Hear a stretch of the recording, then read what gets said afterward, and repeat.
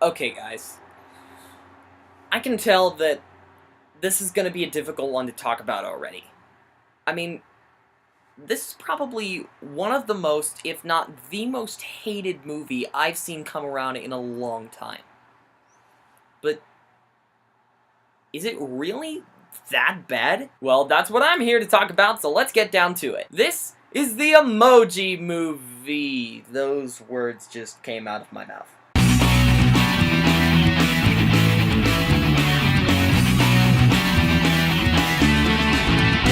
The Emoji Movie is the newest flick from Sony Pictures Animation, directed by Tony Leondis. This movie has literally gotten huge backlash since the very beginning. Not even for like the first trailer, but ever since the movie was announced, people have been ranting like crazy. And now that it's finally out, things haven't gotten much better. As of this filming, it has a 6% on the Rotten Tomatoes website, and the most popular tags for this movie are things like cringeworthy, depressing, mindless, and awkward. But I was left to wonder, how could one movie bring so much hate onto people? I mean, is it really that bad? Well, I went and saw it, and after leaving the theater and processing it for a while, I feel that this movie is not as bad as everybody says it is. Does that make it good? Well, I don't know if I'd go that far. There are still a lot of things that don't work about it. But I can say that there were a couple of times where I was genuinely enjoying myself. So the story revolves around Gene, played by TJ Miller, who's supposed to be a meh emoji, but he's capable of doing multiple expressions, which causes a problem for the phone's owner, Alex, who has a crush on a girl in his class. And this makes him an outcast, or a malfunction, so he goes on a quest with a high-five emoji, played by James Corden, and a super hacker, Jailbreak, played by Anna Faris. And he goes through a bunch of apps to get to the cloud and be who he was meant to be. Does that sound familiar to you?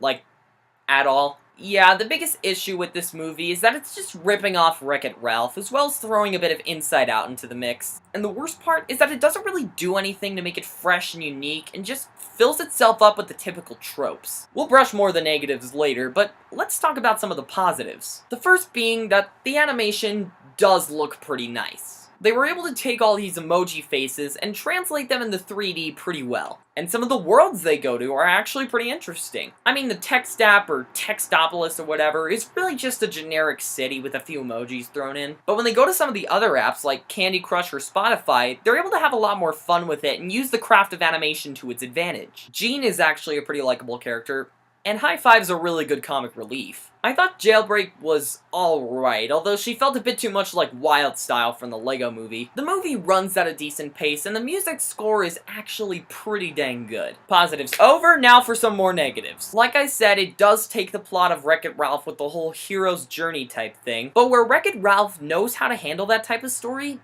I don't think this one really does. Ralph's journey was where he starts out as a villain, and he didn't like being that way, so his quest was to show people what he was capable of. Gene's story is kind of the flip side of that, where he's different and everyone hates him for it, so his quest is to try and become normal. That gives it both a sort of odd message of conformity and a serious case of predictability. I mean, you know he's not going to end up normal, which is a good message for kids, but you still know it's coming. Plus, the movie itself has a very interesting attitude towards emojis and their pop culture impact. I mean, I'll admit, emojis are pretty fun to use sometimes, but this movie treats it like it's the communication method of the future. In fact, there's a line in the movie that literally says, and I quote, "the most important invention in the history of communication." Also, the poop emoji was a serious turnoff for me. He's voiced by Patrick Stewart of Star Trek fame, and they even referenced that in here, which was pretty cool. But every line he says and every scene he shows up in is a poop joke, which is a serious hit and miss. I even kind of dreaded when he would come on screen, because they could spend more of that time with Alex and his crush, or making the villain more interesting. But every time he comes on screen, even when it's funny, it just feels out of place. But thankfully he's not in the movie for long, and he does have a few good moments. Overall, the Emoji Movie,